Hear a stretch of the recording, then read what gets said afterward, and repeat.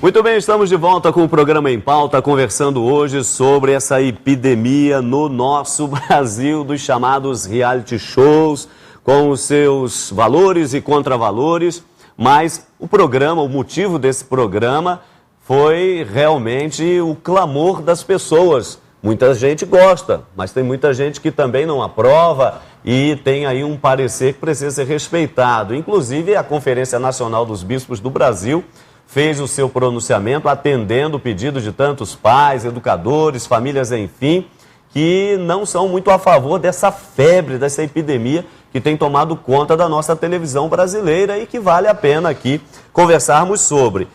Referente à nota da CNBB, duas grandes emissoras do nosso Brasil responderam. Uma foi a Rede Globo de televisão e a outra foi a Rede Record. A Rede Record respondeu dessa maneira.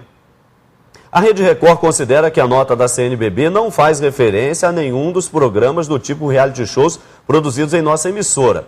O programa A Fazenda convida os participantes a atividades relacionadas ao campo e à natureza, promove a vida no campo.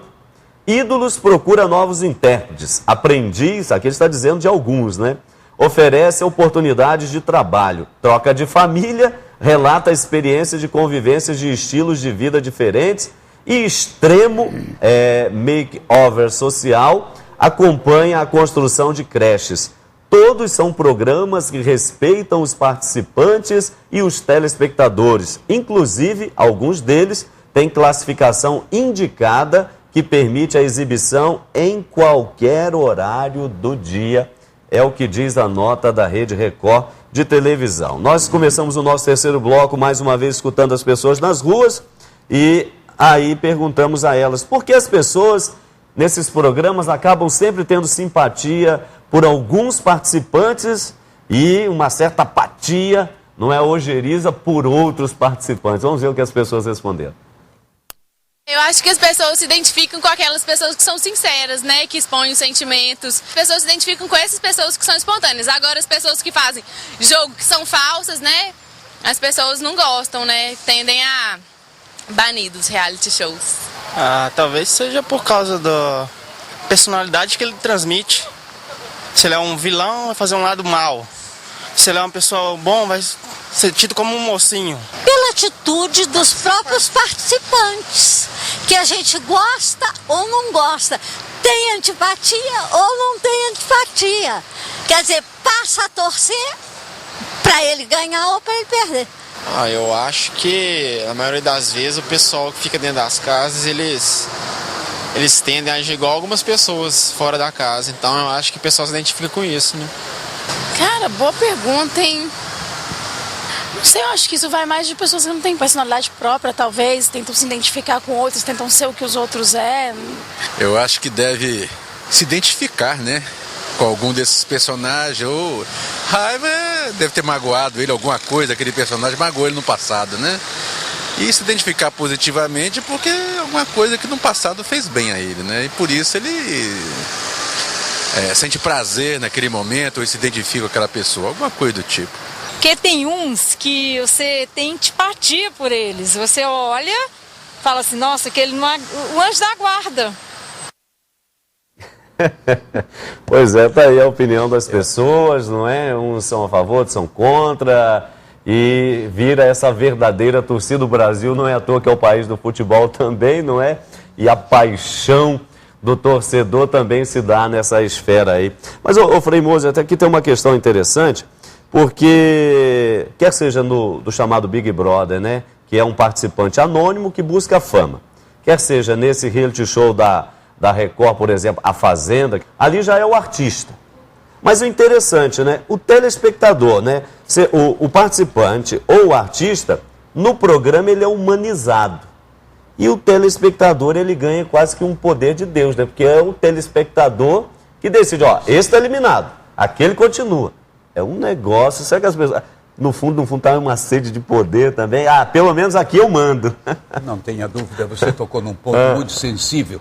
Lá no fundo, todos nós queremos subir, aparecer, ser importantes, ser aplaudidos. E como o povo não tem voz aqui nesse país, não é? Não tem muita voz, não é?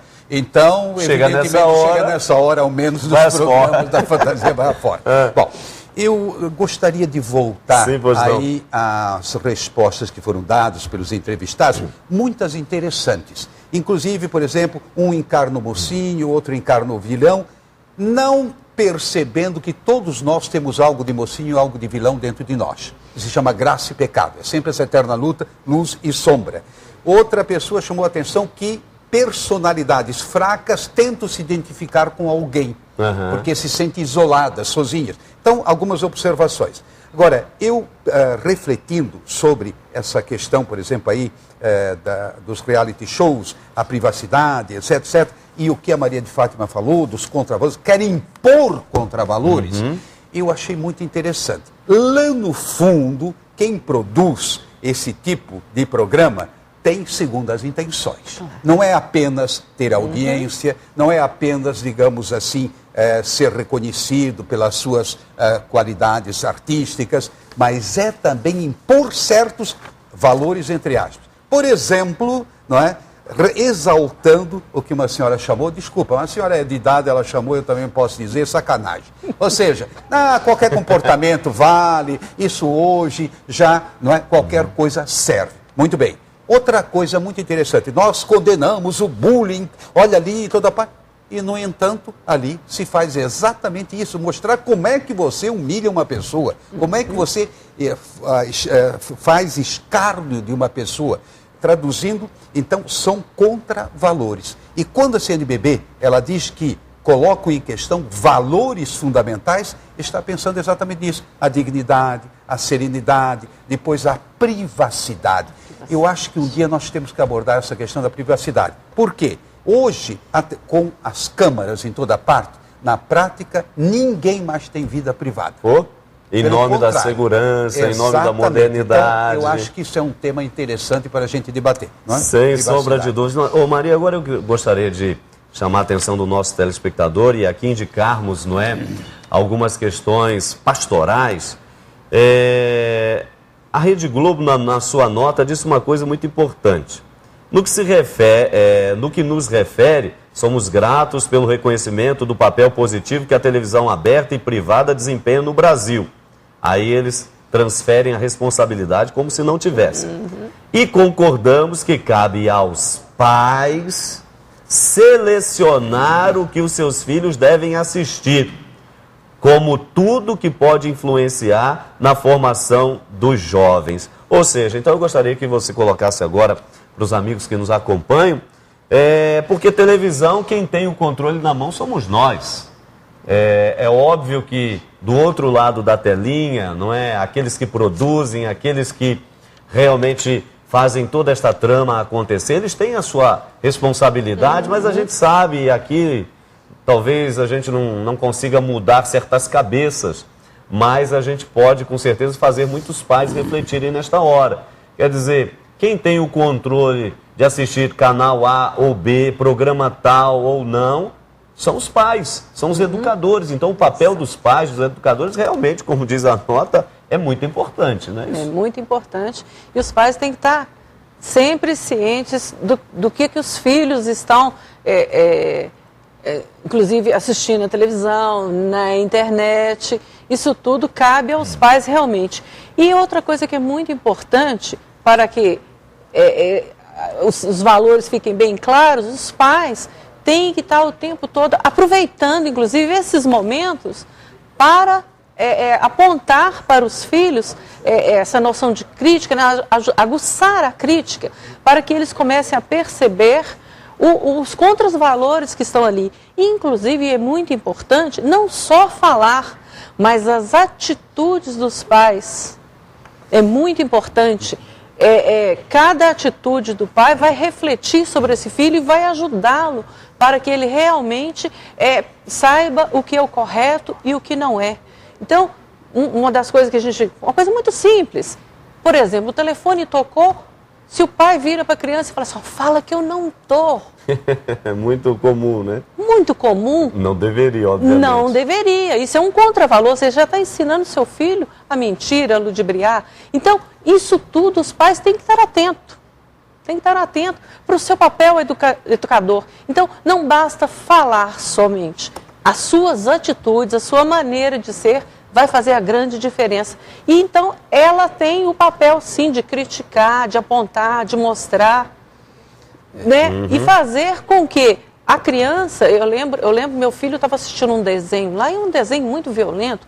Quando eu cheguei na sala e vi, eu falei com ele, olha só, o que você acha que isso aí vai ocasionar? Você acha que é correto uma criança bater na outra, humilhar a outra? Ele falou, mãe, isso não está certo não. Eu falei, pois é, então para que você está perdendo seu tempo assistindo isso? Então, você vai aproveitar esse programa, então, para lá na sua escola, falar com seus coleguinhas, para não humilhar o outro, para não bater, para não puxar o cabelo.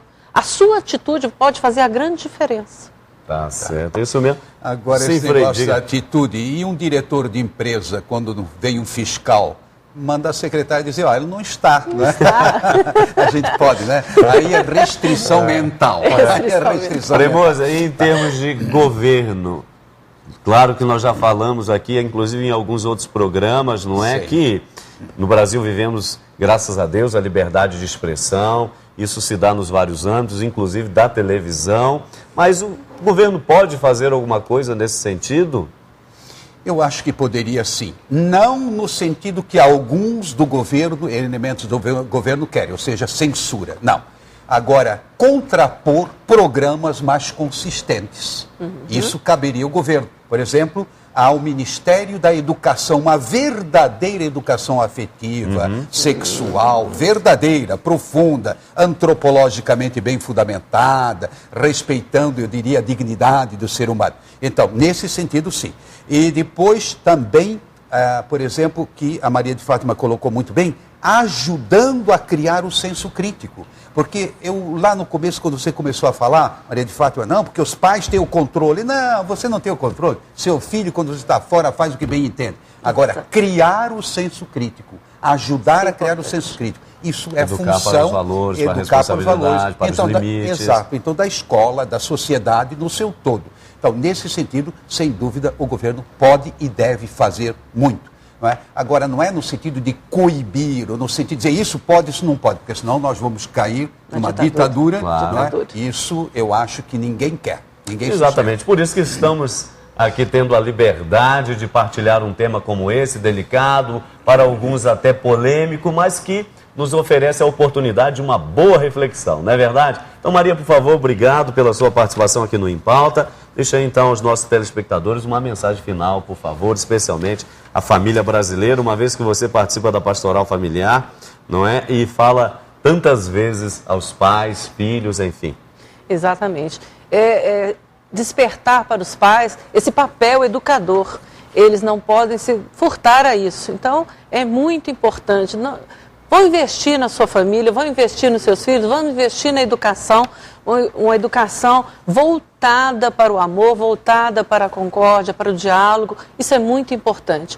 Então, esse é o papel dos pais, de estar ali cuidando com amor, com carinho e preparando para uma vida sadia. Tem um apresentador, Frei Moza, que diz assim, vamos dar uma espiadinha? Não vamos dar uma espiadinha, não. Dê aí uma palavrinha, dá uma palavrinha. Tá. Eu queria dizer o seguinte, não apenas os pais, mas, por exemplo, eu estava pensando nas catequistas. Exato. A gente tem que trazer à tona, porque essas crianças estão vendo. É claro. É aquela piadinha, né, de duas crianças que foram com a vovó, no jardim zoológico, não vou contar. Mas né? diga-se de passagem, aqui não são somente crianças não, viu, Frei? Quem dá audiência para isso é jovem, é adulto, é casado, é pessoa mais velha, não é coisa de criança apenas, não. Não tenha dúvida, mas eu acho que do ponto de vista pastoral, das várias pastorais, pastoral familiar, pastoral, vamos dizer, não só da familiar, mas também a pastoral no sentido da sociedade, da promoção social, senso crítico, educacional, enfim, eu acho que há muito de pastoral aí. Ajudar as pessoas a saber escolher os programas que constrói. E, por outro lado, se por acaso vê algum programa que não está lá muito de acordo com as suas convicções, saber se posicionar e saber, eu diria, desenvolver o senso crítico em si e naquelas pessoas que estão mais sintonizadas consigo. Tá certo. Olha, e com essas palavras nós estamos aqui terminando o nosso programa, agradecendo e muito o seu carinho, a sua participação e dizendo exatamente isso, né? A vida é feita de escolhas. Se escolhemos bem, vamos colher bons frutos. Se escolhemos mal, vamos colhendo esses maus frutos em termos de uma personalidade um pouco torta, ideias meio erradas da vida e assim por diante. Então, escolhamos o bom caminho, escolhamos a felicidade. Um grande abraço para você que esteve conosco, um ótimo final de semana e a gente se encontra na próxima sexta-feira, se Deus quiser.